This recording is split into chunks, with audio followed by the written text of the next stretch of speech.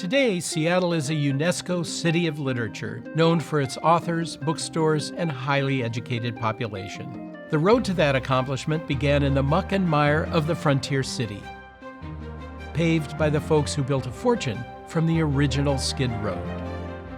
Just how did that happen?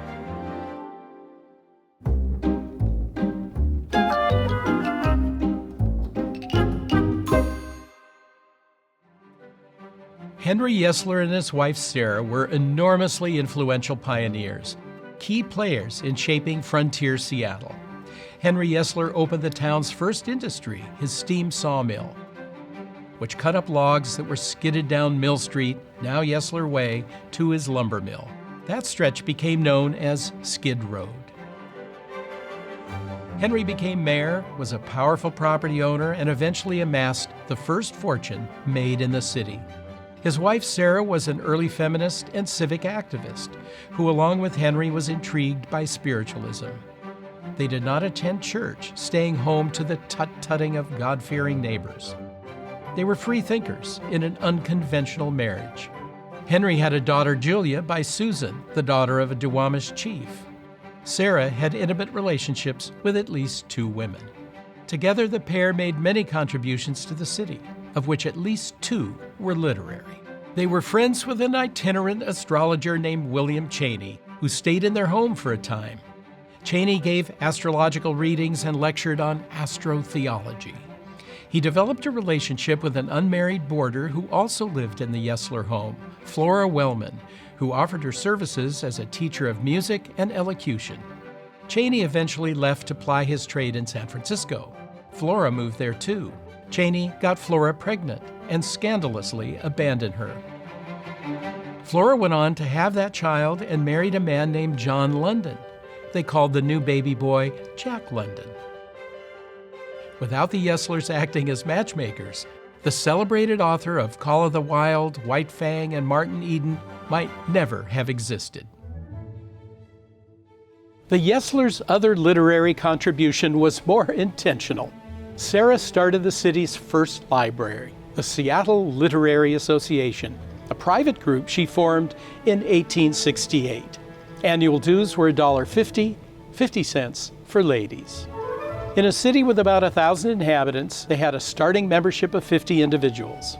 The library was formed before the city's first plumbed bathtub was in operation. The association's purpose was to promote, quote, mental culture and social intercourse.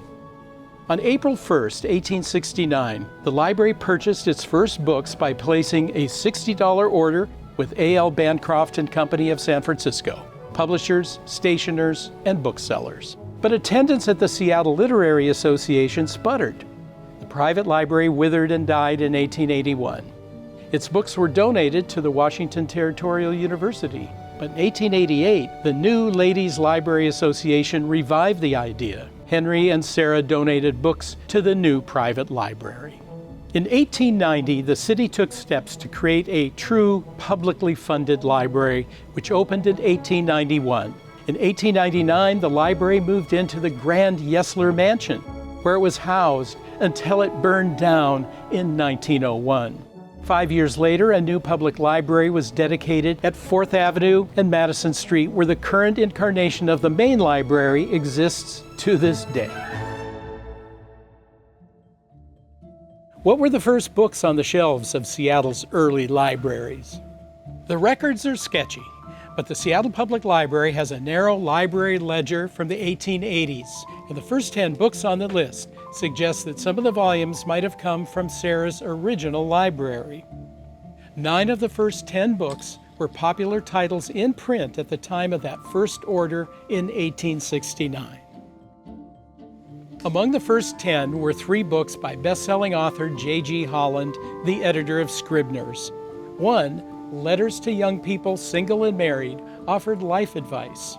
The 19th century novelist Edward Eggleston wrote that Holland was, quote, the most popular and effective preacher of social and domestic moralities in his age, the oracle of the active, ambitious young man, of the susceptible and enthusiastic young woman. The Autocrat at the Breakfast Table and The Professor at the Breakfast Table were popular collections of essays by the Boston physician, poet, and essayist Oliver Wendell Holmes.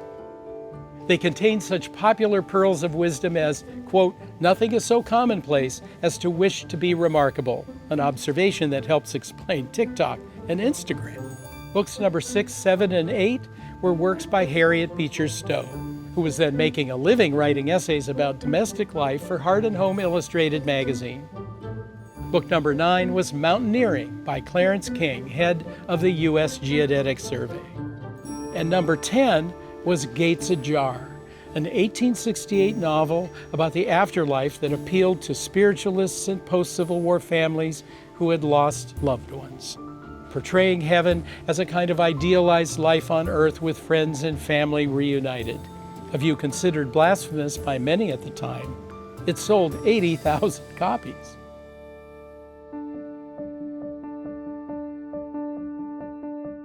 Libraries were seen as tools to pull the city out of its gritty skid road reputation. In 1895, Seattle's head librarian, Charles Wesley Smith, made the case that libraries added value to the community. Remember that the city's early tax base and economy depended on prostitution, saloons, and gambling. The city's highest interest, Smith wrote, should not be mated to its lowest. The center of sweetness and light for the community should not have its benign influences limited by reckoning its sole revenue in terms of suffering and crime. Skid Road was a slippery logging road, but it soon came to represent an area of blight and vice. While Skid Row defined early Seattle, it also quietly provided a financial foundation for Henry and Sarah Yesler's desire for a literary city. If not a city on the hill, then one that flourished because of a slick and muddy slope.